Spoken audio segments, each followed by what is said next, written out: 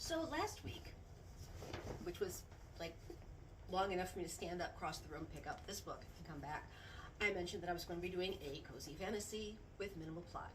I mean, there's a plot, but it's not like plot. It's like things happen, and it's more of like interpersonal kinds of stuff, which is kind of my jam.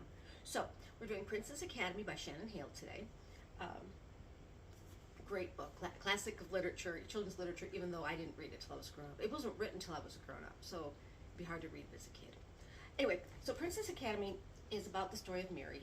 Now, I picture, one thing you'll learn is that I a lot of times I picture people, like actors and people from my real life and stuff, as the characters in my books. Mary is actually a childhood friend named Cindy. Later on, we're going to meet another girl named Katar or Katar, Katar. You're on your own to figure out the pronunciation. I'm going to go with Katar. It may be wrong. I'm sorry. In which case, I'm sorry, Ms. Hale. I did the best I could. But she's,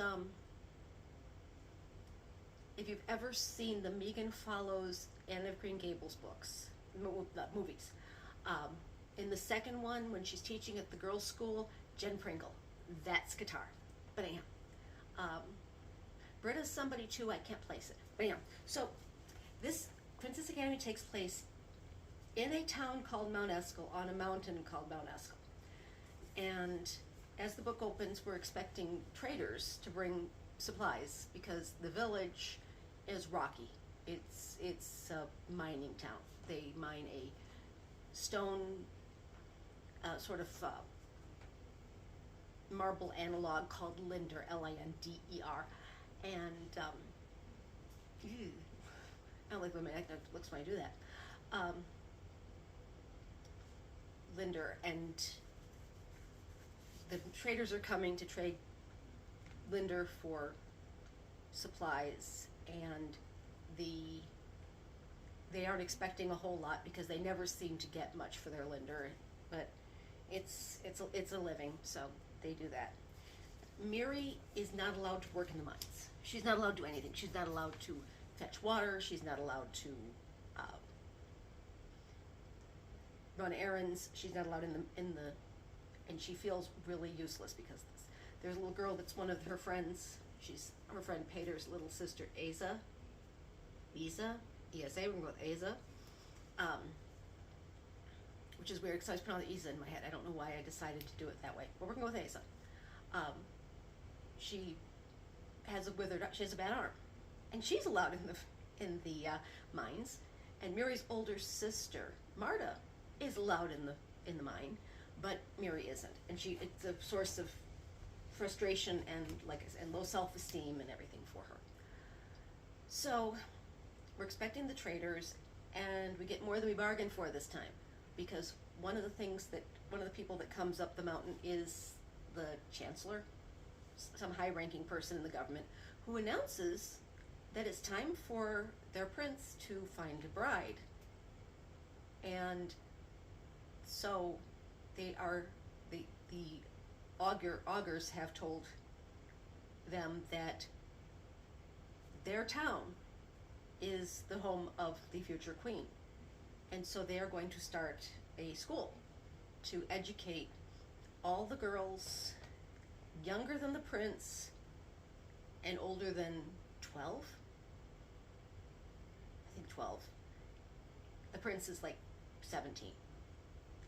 And they're all going to 16, 17. He's pretty young too. It's not like he's like 25.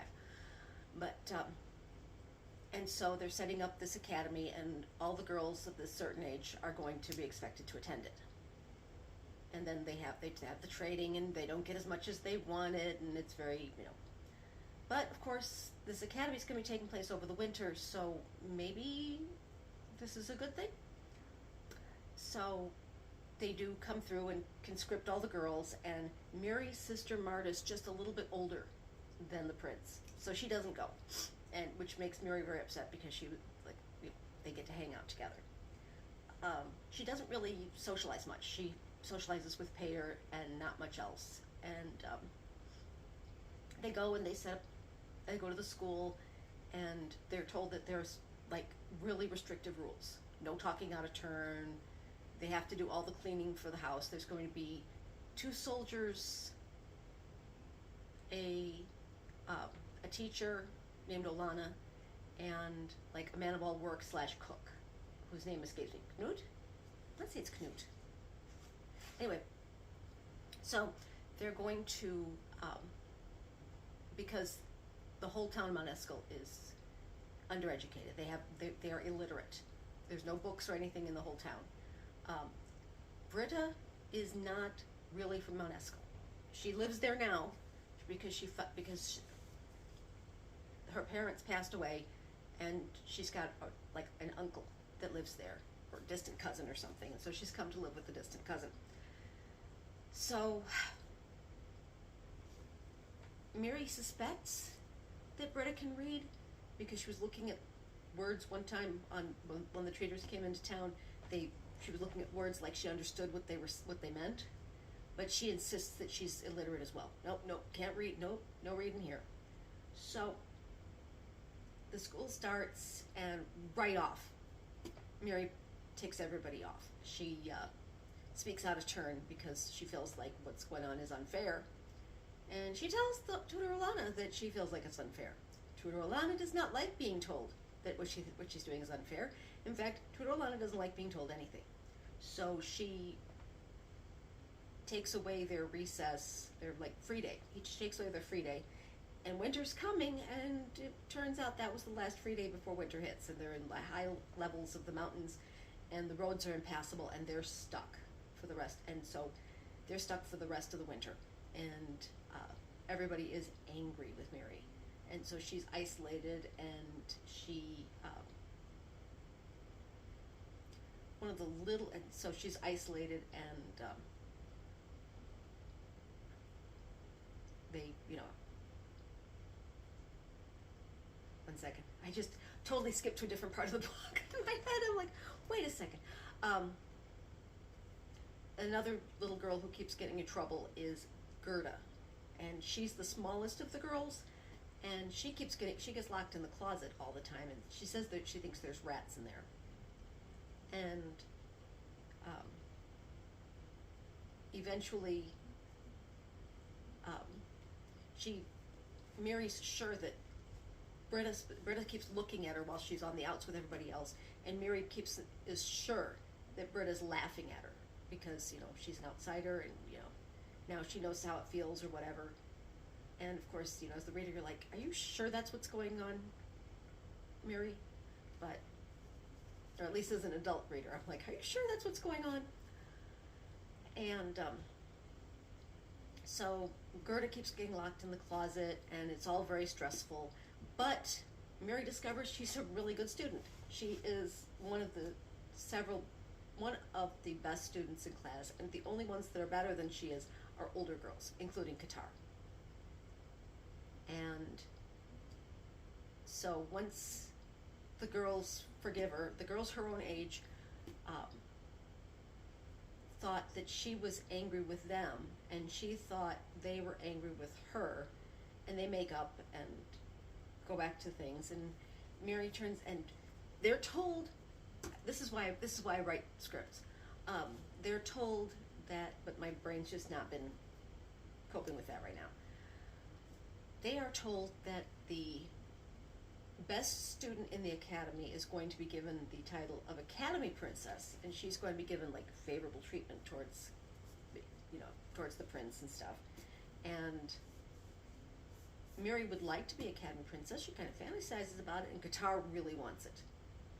Mary just wants to learn as much as she can to see if she can help her people, and she does. She discovers that the traders have been greatly underpaying them for their linder. Notice we don't have Mila today. She went back to she's on the bed watching me. I know, I'm making videos. You could be over here too if you wanted to. No? Okay. So she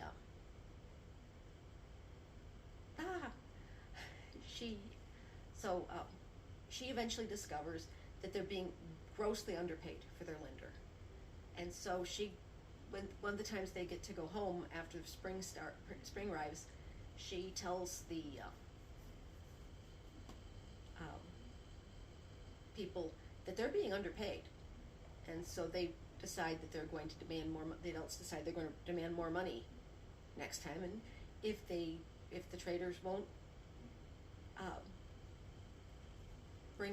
pay them better, then they'll buy mules or oxen or whatever and carts and haul it down the mountain themselves and cut the traders out. So we'll see how that goes. And so the school progresses. The girls learn more. Alana finally gets into the stuff that she's supposed to be teaching. She's not supposed to be teaching the 3 R's. She's supposed to be teaching, comportment and things. She's supposed to be teaching etiquette and diplomacy and a discipline called conversation, which is basically the skill of taking any conversation with anybody and turning it back around so that you're talking about the person you're talking to. I guess the idea is that both people are supposed to be doing this, and so, but nobody else knows they're supposed to be doing this, and she uses it on a couple people. And so she, they start learning those kind of skills too. Eventually, the prince does come, and it's neck and neck between Mary and Qatar for the thing. Oh, Mary also keeps getting in trouble with Alana, and she gets locked in the closet. And Gerda was right. There's rats in there, and Mary is just like, there's something called quarry speech. I've planned this all before. I was practicing this while I was putting my makeup on. And there's a thing called quarry speech, which is kind of vague at first, and you get the feeling that maybe it's kind of like, you can hear it. They can use it to communicate when they're in the quarry, of course, and it's noisy. So like, is it like sign language? What's going on here? And no, it's telepathy. Apparently, these people have been breathing in the fumes of the linder so much that they can use linder to communicate with each other. And she she's in the closet far longer than she should have been, and there's rats, and she's like trying to reach out to anybody. She's like wishing that somebody would hear it. And finally, the person who not really hear it because they don't realize it's telepathy at this point, just that somebody would come rescue her, and the person who comes rescue her is Gerda, who suddenly remembers the rats in the closet, and that reminds her that Mary's in the closet. And so once Mary twigs to the fact that it's telepathy, she starts experimenting with it, and figures out what it takes to get a message through. It's not true telepathy in the sense that you're sending messages. It's complicated. It's really neat, and I'll let you figure out how it works. But it's great. And so the prince comes, and he looks at the girls, and he seems taken by Mary, but he's distracted, and he doesn't seem to be, really. He was kind of stiff and formal and not really there. And the girls are like, oh boy, whoever becomes queen is going to have a great time married to this stuffed shirt. And then he leaves. He says, I'll come back in the spring. And they're like, great, now we're going to be stuck in the academy building for another however many months winter is, 3 months or whatever. And that's when the plot starts. I'm cozy fantasy, plot invades. Somebody decides that he's going to come and kidnap the princess. The problem is the prince's choice, and the problem is, of course, the prince hasn't chosen. The prince has just left. And so, I missed a plot point. Well, too late now. We're just going to keep going. You see, the reason that he didn't make a choice was because Britta was terrified of seeing him. Turns out they knew each other, and her folks had set her up as putting there because they knew that Mount Eskel was going to be chosen, and so they sent her there to curry favor with the prince. And so she was like throwing up from fear, And so that's why he didn't choose, because he will eventually choose Britta. It's a spoiler. I know I should have flagged it, but there you have it. If you ever read, there's sequels. It's in the sequel. This book's been out since 2025. So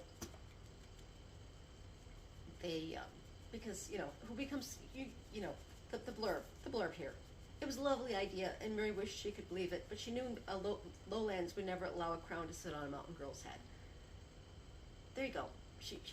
They'd have chosen, but the ultimate point, the ultimate point of the book ends up not really being who's the prince going to choose, but who's going to be the academy princess, who's going to be the best student and get those kind of advantages for being the best student in the class. And that's really okay, coming up, there you go, speaking of angels, there are the flutter of wings. And so she ends up, so this is the spoilery part, okay? The bandits come, and the winner of the Academy Princess is Mary. It's close. I mean, you can kind of see, Hale. You can see Hale going, well, of course it's going to be Mary, but it's really close. I mean, you could kind of go with the. If you've ever seen the movie Bring It On, you can go with that kind of second place ending kind of a thing. And I just spoiled Bring It On for if you haven't. If you haven't, go see it. It's a great movie. If I ever get to the point where I can do movies, it's going to be one of the movies I recommend. But anyhow, so Mary ends up being the Academy Princess, and she gets to wear the fanciest dress at the ball and everything. And we find out the reason that Qatar is so angry all the time and so unhappy and so angry all the time is because she's unhappy. She hates Mount Eskel. She wants to get away, and she thought that being the Academy Princess was going to be her out. And then she didn't get it. She was beaten out by mousy little Mary. We also get some closure on why Mary can't go in the quarry part in a minute. But the reason that the bandits, Mary uses quarry speech, uses the telepathy thing to get Pater, who just visited her, and she rebuffed his interest. She got him to. She got his attention, and he went and told them that they were having this problem. They were being held hostage, and he went to the town and got everybody to come back and rescue the girls. So that was that. Whoopee. But the real meat of the story, like I said, is the interpersonal stuff between the girls, and Qatar hates it. And Britta offers Mary a place in the court as kind of like a trade envoy, but you know what I mean, that kind of thing, like a representative. And Mary's like, oh no, I don't want to leave Mount Eskel, but you know who does.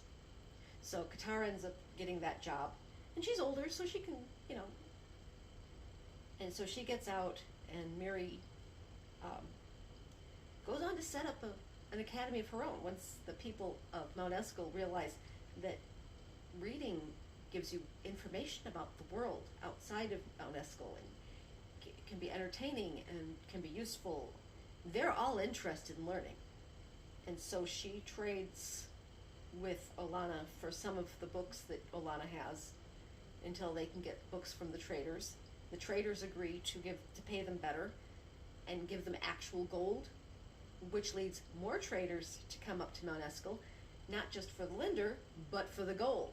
And so they improves their quality of life. And basically Mary tells us the thesis statement of the whole book when she says that the Creator God knew that Mount Eskel didn't need a princess. The Creator God knew that Mount Eskel needed an academy. So she goes on, there's a sequel book where she goes to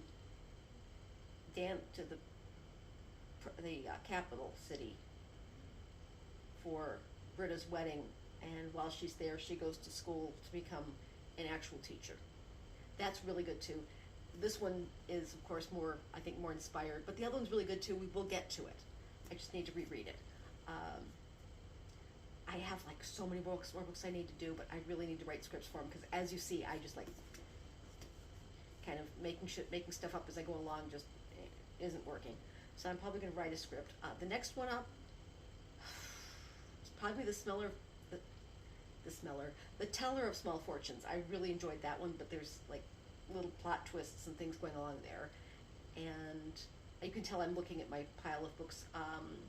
Definitely Homebound, and